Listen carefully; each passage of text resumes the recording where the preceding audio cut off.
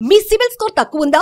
ఏ loan రావటం లేదా? అయితే వెంటనే ఆలస్యం చేయకుండా ఈ నెంబర్ కి కాల్ చేయండి. నమస్తే, వెల్కమ్ టు మనం టీవీ. నా పేరు వలి. ప్రస్తుతం నాతో పాటు స్టూడియోలో ఉన్నారు ప్రముఖ రాజకీయ విశ్లేషకులు డివి శ్రీనివాస్ గారు. వారితో మాట్లాడదాం.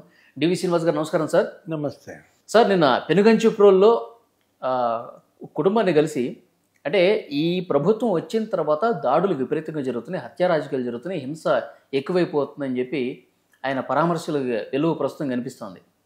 వచ్చే శుక్రవారం కూడా నంద్యాల వెళ్తారంట జగన్మోహన్ రెడ్డి గారు. నిన్న వారిని పరామర్శించిన అనంతరం సుప్రీంకోర్టు న్యాయమూర్తిగా పనిచేశారు ప్రస్తుత గవర్నర్ నజీర్ గారు. వారు చూసి చూడనట్లుగా వ్యవహరించకూడదు, ఈ ప్రస్తుత పరిస్థితుల్ని రాష్ట్రపతి పాలన విధించాలి, ఆ రకమైన చర్యలకి పూనుకోవాలి, ఆయన నిమ్మక నీరెత్తినట్లు వ్యవహరించకూడదు అని చెప్పి ఒక కామెంట్ చేశారు. నిజంగా ప్రస్తుతం రాష్ట్రంలో రాష్ట్రపతి పాలన పెట్టే పరిస్థితులు ఉన్నాయా? మాజీ ముఖ్యమంత్రి జగన్మోహన్ రెడ్డి మాట్లాడితే రాష్ట్రపతి పాలన అంటున్నాడు. మొన్న ఢిల్లీ వెళ్ళినప్పుడు కూడా అక్కడ డిమాండ్ అదే, ఏది జంతర్ మంతర్ ధర్నాలో అదే. రాష్ట్రపతిని, ప్రధానిని, హోమ్ మినిస్టర్ని కలిసినప్పుడు కూడా వినతి పత్రాలు. 50 రోజులకే రాష్ట్రపతి పాలన పెట్టాలంటే మరి 5 ఏళ్లలో జగన్మోహన్ రెడ్డి పరిపాలనలో ఎన్నిసార్లు రాష్ట్రపతి పాలన పెట్టారు? ప్రశ్న ప్రజల్లో చర్చ వస్తుందన్నమాట. ఇప్పుడు జరిగాయి అడపాదడప అరకొరగా అక్కడక్కడ జరుగుతున్నాయి, ఇన్సిడెంట్స్ లేవని మనం అన్నాం. అదేంటి, రౌడీ షీటర్ ఘర్షణ వల్ల ఒక హత్య, మరో చోట ఏదో సెటిల్మెంట్ల వల్ల హత్య, 2-3 హత్యలు జరిగాయి. డీజీపీ, హోమ్ మినిస్టర్ కూడా ఏమన్నారు, 6 హత్యలేయో జరిగాయి, అందులో 3 వైసీపీ వాళ్ళు, 3 టీడీపీ వాళ్ళు. రాజకీయ హత్యలు 6 అన్నారు. జగన్మోహన్ రెడ్డి 36 హత్యలు అన్నాడు. ఏది 35 మంది ఏమో ఆత్మహత్యలు అన్నాడు. 36 హత్యలు కదా, 36 ఎఫ్ఐఆర్లు చూపించమని వీళ్ళు అన్నారు. 50 రోజుల్లోనే రాష్ట్రం రావణ కాష్టం అయిందంటే జనంలోకి అది వెళ్ళదు, కొంత టైం ఆగాలి. 1 సంవత్సరం అన్నా వాళ్ళకి గడువు ఇవ్వాలి. కేతిరెడ్డి వెంకటరామరెడ్డి చెప్పాడు ఏదో ఒక ఆడియోలో కూడా, అన్న కొంత సమయం వాళ్ళకి ఇవ్వాలి, మీరేమో అప్పుడే బిగిన్ చేసేసారు ఈ విధంగా. అంటే కేతిరెడ్డి వెంకటరామరెడ్డికి ఉన్నటువంటి ఆ స్పృహ జగన్మోహన్ రెడ్డిలో కొరవడటమే ఈ పార్టీకి ప్రారంభం, వాళ్ళ దురదృష్టం అన్నమాట. లేడీకి లేచిందే ప్రయాణం కాకూడదు కదా. ఇప్పుడు నీకు ముఖ్యమంత్రి పదవి లేదు కాబట్టి అర్జెంటుగా నాకు ముఖ్యమంత్రి కావాలంటే ఇప్పుడు ఎన్నికలు రావాలంటే వస్తాయా? రాష్ట్రపతి పాలన పెట్టాలంటే అక్కడ చట్టబద్ధమైన పాలన జరిగే పరిస్థితులు లేకుండా పోయినాయా? Rule of law. ఇప్పుడు ఇవాళ స్పష్టంగా డీజీపీ ద్వారకా తిరుమలరావు మొన్న ఎక్కడో ఫైళ్లు కాలబెట్టారు, మదనపల్లి హెలికాప్టర్లో వెళ్ళిపోయారు. ఎక్కడికి? డీజీపీ, ఇంటెలిజెన్స్ చీఫ్ రవిశంకర్ అయ్యన్నారు, వాటి మీద ఎంక్వైరీ పెట్టారు, చేస్తున్నారు. అక్కడ సిసోడియా వెళ్ళాడు, రెవెన్యూ శాఖ మరి ప్రిన్సిపల్ సెక్రటరీ వెళ్ళటం మనం ఎప్పుడన్నా చూసామా? ఎక్కడన్నా జరిగిందా? అంటే ప్రభుత్వం అంత అటెంటివ్గా ఉన్నప్పుడు, అన్ని చోట్ల ఆ విధంగా వాళ్ళు కమ్ముకుంటున్నప్పుడు రూల్ ఆఫ్ లా లేదని ఎలా అంటాం? ఇప్పుడు జగన్మోహన్ రెడ్డి ఇప్పుడు అసలు దేశంలో రాష్ట్రపతి పాలన ఇప్పటికి ఎన్ని మాటలు పెట్టారు? ఒక 136 సార్లు ఏం పెట్టారు. స్వతంత్రం వచ్చిన దగ్గర నుంచి రాష్ట్రపతి పాలన 136 సార్లు. నాకు చిన్నప్పుడు కూడా ఎప్పుడో పెట్టారు. మన ఆంధ్రప్రదేశ్లో కూడా ఉమ్మడి రాష్ట్రంలో అప్పుడెప్పుడో కుముద్ బెన్ జేషియా ఎవరో గవర్నర్గా ఉండేవాళ్ళు. అంటే రాష్ట్రపతి పాలన పెట్టినప్పుడు ఇక ప్రభుత్వానికి అధికారాలు ఉండవు, గవర్నరు రాజ్యాంగ శక్తిగా మారుతారు, మొత్తం ఆయనే పరిపాలిస్తాడు. ఆయన ఒక 2 సలహాదారుల్ని పెట్టుకుంటాడు, వాళ్ళ ద్వారా పరిపాలన సాగిస్తారు. 134 సార్లు దేశంలో రాష్ట్రపతి పాలన పెట్టినప్పుడు కూడా ఇందిరాగాంధీ టైంలో అనుకుంటాను, ఎమర్జెన్సీ టైం అంటారా, ఎక్కువగా ఆమె ఒక 50-60 సార్లు పెట్టింది. అంటే ఈ 134 అకౌంట్లో సగం ఆమెయే, ఎవరు? ఇందిరాగాంధీ అన్నమాట. 1 సంవత్సరంలో అయితే నీకు 13 సార్లు వాడారు ఆర్టికల్ 356. అది మొరార్జీ దేశాయ్ ఏంటి, ఆయన పిఎంగా అయినప్పుడు జనతా గవర్నమెంట్ ఇందిరాగాంధీ ఓడిపోయినప్పుడు అక్కడ రాష్ట్రాల్లో ప్రభుత్వాలు రద్దు చేసేశారు. ఇది కాంగ్రెస్ ప్రభుత్వాలను తీసేసి మళ్ళీ ఎలక్షన్కి వెళ్ళారు. అంటే ప్రజా తీర్పు మరి జనతా గవర్నమెంట్కి అనుకూలంగా వచ్చింది కాబట్టి రాష్ట్రాల్లో కూడా వాళ్ళు అదే తీర్పు కోరుకుంటూ అప్పుడు పెట్టారు. జమ్మూ కాశ్మీర్ ఉంది, 13 ఏళ్ళు అక్కడ రాష్ట్రపతి పాలన. ఎందుకు? అది ఒక అగ్నిగుండంగా అక్కడ మనం చూసాం. ఏది ఆ మిలిటెంట్లు బిందురన్ వాళ్ళే అక్కడ సిక్కుల ఊచకోత అక్కడ అనేక ఘర్షణలు జరిగిన నేపథ్యంలో మణిపూర్లో అయితే 10 సార్లు పెట్టారు రాష్ట్రపతి పాలన. స్వతంత్రం వచ్చినప్పటి నుంచి మణిపూర్లో అల్లర్లు జరుగుతుంటాయి, ఆ ప్రభుత్వాలలో అస్థిరత కూలిపోతూ ఉంటాయి. అలాంటి పరిస్థితుల్లో మళ్ళా మ్యాండేట్కి వెళ్ళలేక రాష్ట్రపతి పాలన పెట్టి నెట్టుకొస్తూ ఉంటారు సమీపంలో గడువు దాకా. ఇప్పుడు ఇక్కడ ప్రభుత్వానికి ఏమన్నా అస్థిరత ఉందా? కూటమి ప్రభుత్వం నిన్నగాక మొన్న నీకు 94% స్ట్రైక్ రేట్తో గెలిపించుకున్నారు. 175కు 164 సీట్లు. మరి తెలుగుదేశం, జనసేన, బీజేపీ.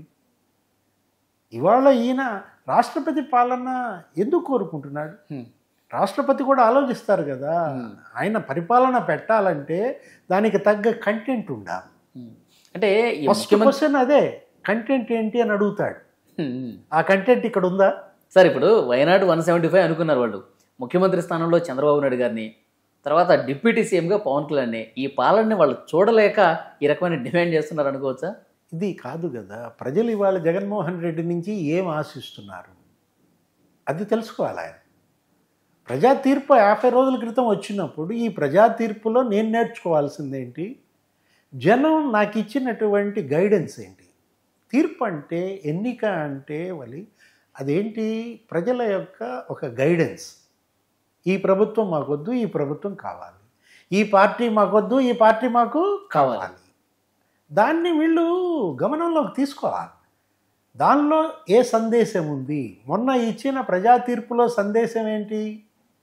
నీ పరిపాలనలో వాళ్ళు విసిగిపోయారు, విరక్తి పుట్టింది, తీవ్ర వ్యతిరేకత, జగన్మోహన్ రెడ్డి పైన వ్యతిరేకత. అది అతనేమనుకున్నాడు అప్పుడు, అదే బ్లండర్ మిస్టేక్స్. ఇది నా మీద వ్యతిరేకత కాదు, ఇది ఎమ్మెల్యేల మీద వ్యతిరేకత అన్నాడు. ఎమ్మెల్యేలందరినీ మార్చేసాడు. 92 మంది సీట్లు అటు ఇటు ఇటు అటు షఫ్లింగ్ చేసి పారేశాడు. 42 మందికి అసలు సీట్లు ఎగ్గొట్టేశాడు. తిమ్మిని బిమ్మి చేసి ఏదో రకంగా తనపై వచ్చిన తీవ్ర వ్యతిరేకత వాళ్ళ మీదకి నెట్టి మార్చేద్దాం అనుకున్నారు, గండం గట్టెక్కాలనుకున్నాడు. జగనే ఇంత తెలివిగలాడైతే జనం ఎంత తెలివిగలాడు? ఇప్పుడు కాదు కదా, నిన్ను ఇవాళ సీఎం చేసింది జనం కదా. మరి జనం తెలివితేటల్ని అండర్ ఎస్టిమేట్ చేసే, డోంట్ అండర్ ఎస్టిమేట్. ఏది జనం యొక్క ఆలోచనలు, జనం తెలివితేటలను ఎప్పుడు అండర్ ఎస్టిమేట్ అయ్యకూడదు. ఇవాళ ఇతను ఇప్పుడు ఇది కూడా బూమ్రాంగ్ అవుతుంది. ఏది కొంత సమయం వేచి ఉండాలి. తెలంగాణలో కేసీఆర్ ఏం చేశాడు? 100 రోజులు అసలు ఎవరు మాట్లాడొద్దు అన్నాడు. 3 నెలలు వాళ్ళకి సమయం ఇవ్వండి. రేవంత్ రెడ్డి ఆయన ఏమని చెప్పాడు? సూపర్ 6 అన్నాడా? సూపర్ 6 కాదు, గ్యారంటీ, 6 గ్యారంటీలు. వాటిని అమలు చేయనండి. అతను అమలు చేయకపోతే చొక్కా పట్టుకోండి, నిలదీయండి, ప్రజల్లోకి వెళ్ళండి, ప్రజలు మిమ్మల్ని రిజిస్టర్ చేసుకుంటారు. అదే ఇక్కడ కూడా. ఇక్కడేంటి, ఇక్కడ గ్యారంటీలు కాదు, ఇక్కడ సూపర్ 6. చంద్రబాబు సూపర్ 6 అమలు చేయలేదా? 6 నెలలు ఆయనకు సమయం ఇవ్వండి. కేతిరెడ్డే చెప్పాడు కదా, ఒక సంవత్సరం మనం ఆగుదామన్నా అని. కనీసం అంత ఓపిక పట్టలేకపోతున్నాడా? కేసీఆర్ లాగా 3 నెలలు కూడా నువ్వు ఓపిక పట్టలేవా? ఇప్పుడు వెళ్తున్నాడు వినుకొండ, వెళ్తున్నాడు శ్రీశైలం, నంద్యాల, మీరు చెప్పిన మర్డర్ రేపు పొద్దున 9వ తారీఖు శుక్రవారం.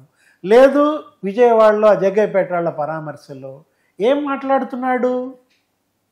ఒక్క లాండ్ ఆర్డర్ మీదే మాట్లాడితే ఓకే, రాష్ట్రపతి పాలనే డిమాండ్ చేస్తే ఓకే.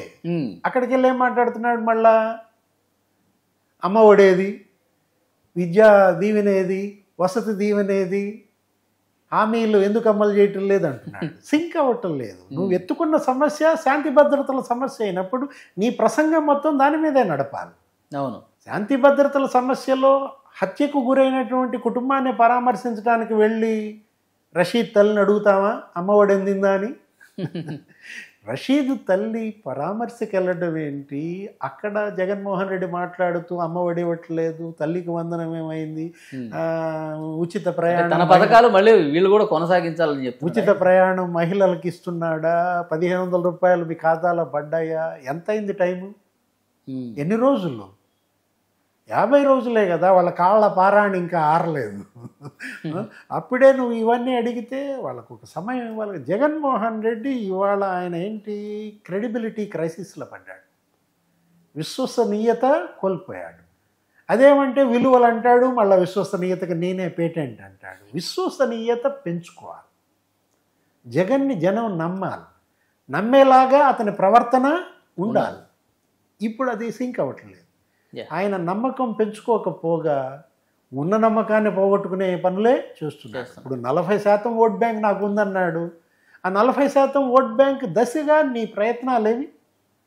వాళ్ళ యొక్క డిమాండ్స్ని నువ్వేం తీసుకుంటున్నావు? ప్రజల తరఫున పోరాడుతున్నావా? జనంలో ఉంటున్నావా? జనంలో తిరుగుతున్నావా? వెళ్ళిపోతావు. ఏది రేపొద్దున శుక్రవారం వెళ్తున్నాడు అన్నావు, వినుకో, అదే శ్రీశైలం, నంద్యాల.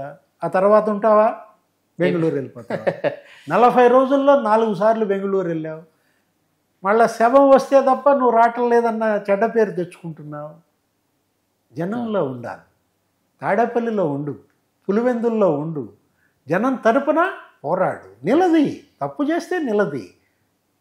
పార్టీని నడిపే విధానం జగన్మోహన్ రెడ్డి నేర్చుకోవాలి. నాయకత్వాన్ని నిలబెట్టుకోవాలి, తన క్యాడర్ని నిలబెట్టుకోవాలి, లీడర్స్ని నిలబెట్టుకోవాలి. చూద్దాం సార్, భవిష్యత్తులో అయినా మీరు చెప్పినట్టు ఆయన నిలబెట్టుకుంటే లేదు చూద్దాం. Thank you very much. నమస్తే. మీ పర్సనల్ ఇంటర్వ్యూస్ మరియు వ్యాపార ప్రకటనల కొరకు ఈ నెంబర్ని సంప్రదించండి.